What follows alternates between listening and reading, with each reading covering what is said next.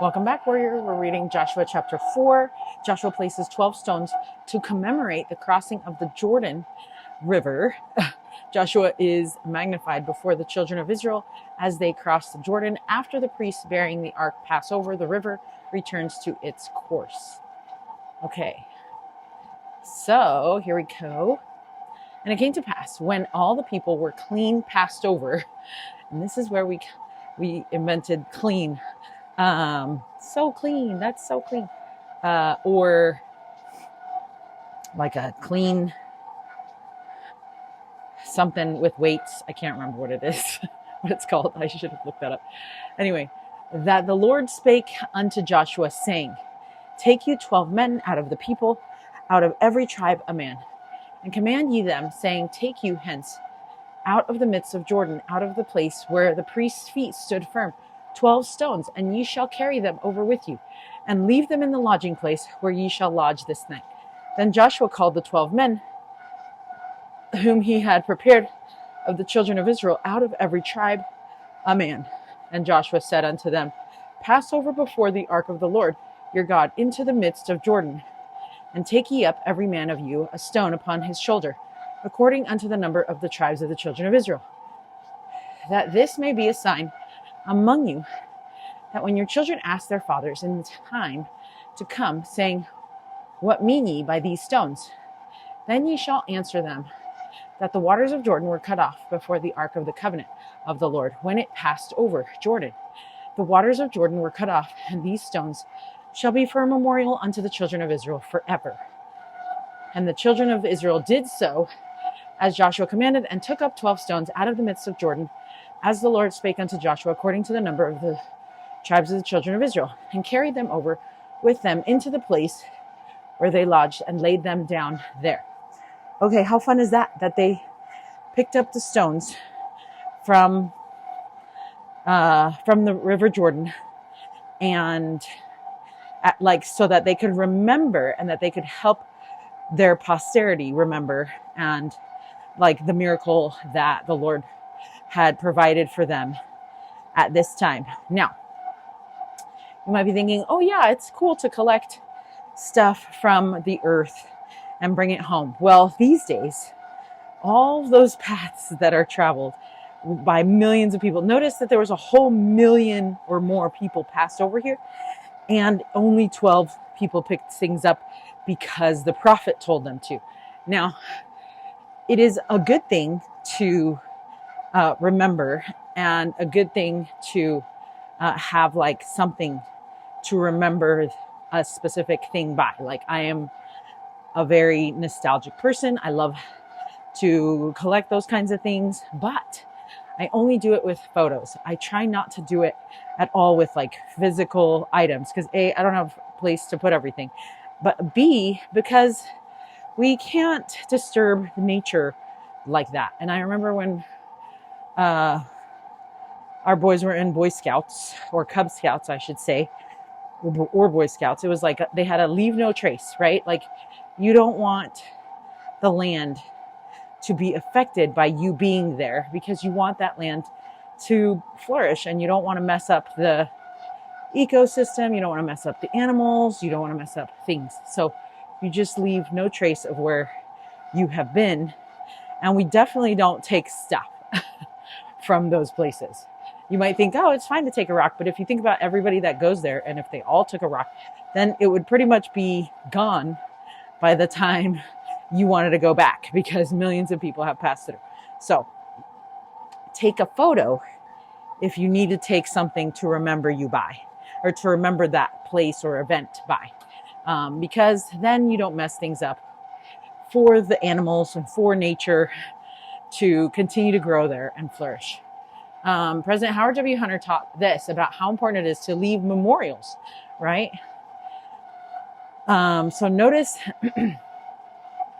right? Because you needed to build up the faith of those who were not there.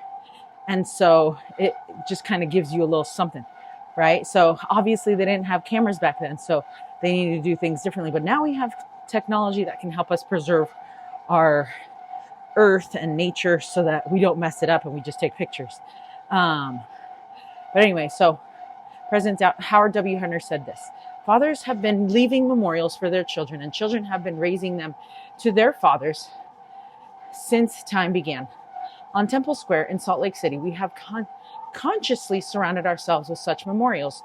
The old Nauvoo Bell, the Seagull Monument, statues of the Restoration, Thorvaldsen's Christus, to name just a few. These serve to unite generation with generation, preserving in a long, unbroken chain the important events of our common heritage. The passage of time and the growth of our institutions often tend to separate us not only from each other, but also from our common purposes. Down through history, we have been commanded to construct memorials or hold Passover feasts or convene general conferences to preserve the power of our united faith and to remember the commandments of God in achieving our eternal, unchanging goals. End quote. I love that. But notice how none of that is taking things from nature and putting them there, right? Like some of them are monuments or statues. Those need to be rebuilt, or those need to be built. So it's a little bit different, right? So that was President Howard W. Hunter, that we may be one, April 1976 General Conference. Okay, so consider some memorials that are upon the earth as witnesses of what God has done for his disciples. Pictures of those places that you could show your children, like look those up, or you can take them to some of those places so that you can ask, what do those things mean to us, right? So anyway, that's so cool. Okay, verse 9. Ooh, hold on. We are very thirsty. And Joshua set up 12 stones in the midst of Jordan, in the place where the feet of the priests which bear the ark of the covenant stood. And they are there unto this day. Oh, unto this day of the scriptures. For the priests which bear the ark stood in the midst of Jordan until everything was finished, that the Lord commanded Joshua to speak unto the people, according to all that Moses commanded Joshua, and the people hasted and passed over. And it came to pass, when all the people were clean passed over, that the ark of the Lord passed over, and the priests in the presence of the people. A squat clean. Haha, I remembered it. Squat clean. I know. It's just working out. Okay. Verse 11. And it came to pass when all the people, verse 12. And the children of Reuben and the children of Gad and half the tribe of Manasseh passed over armed before the children of Israel, as Moses spake unto them. About 40,000 prepared for war passed over before the Lord unto battle to the plains of Jericho. On that day the Lord magnified Joshua in the sight of all Israel, and they feared him as they feared Moses all the days of his life. And the Lord spake unto Joshua, saying, command the priests that bear the ark of the testimony, that they come up out of Jordan. Joshua therefore commanded the priests, saying, come ye up out of Jordan. And it came to pass, when the priests that bear the ark of the covenant of the Lord were come up out of the midst of Jordan, and the sole of the priest's feet were lifted up unto the dry land, that the waters of Jordan returned to their place and flowed over the bank, flowed over all his banks, as they did before. And the people came up out of Jordan on the 10th day of the first month, and encamped in Gilgal, in the east border of Jericho. And those 12 stones which they took out of Jordan did Joshua pitch in Gilgal. And he spake unto the children of Israel, saying, when your children shall ask their fathers in time to come, saying, what mean these stones? Then ye shall let your children know, saying, Israel came over this Jordan on dry land. For the Lord your God dried up the waters of Jordan from before you until you were passed over, as the Lord your God did to the Red Sea, which he dried up from before us until we were gone over. That all the people of the earth might know the hand of the Lord, that it is mighty, that ye might fear the Lord your God forever. Okay. So notice in verses 10 and 11 that the priests did not move until they were told, and they stood firm and held their possessions until everything was finished. Wouldn't it be interesting to talk to them and ask them what they experienced and what that was like? Oh yeah, the ark would not have been a light thing. It was made of wood and covered in gold and bore sacred items inside, including stone tablets. But they stood until it was done, and they were the first ones in and last ones out. The amount of time was likely extensive. Oh yeah, because so many people. Did you hear, like 40,000 people? And the amount of time, yeah. Considering over 1 million people needed to pass through. Oh no, yeah, 1 million people. And each Israelite was likely walking in reverence and awe. Could you imagine? You're like, speed this up, people. Oh man, we would have had to adjust our grip. Like, there's no way I would have like died. My hands would have been like, boom. With my arthritis, it would have been the worst. How long would this have taken? Like, I wish they would have wrote that. That would have been cool. How come they didn't put that in Numbers, you know?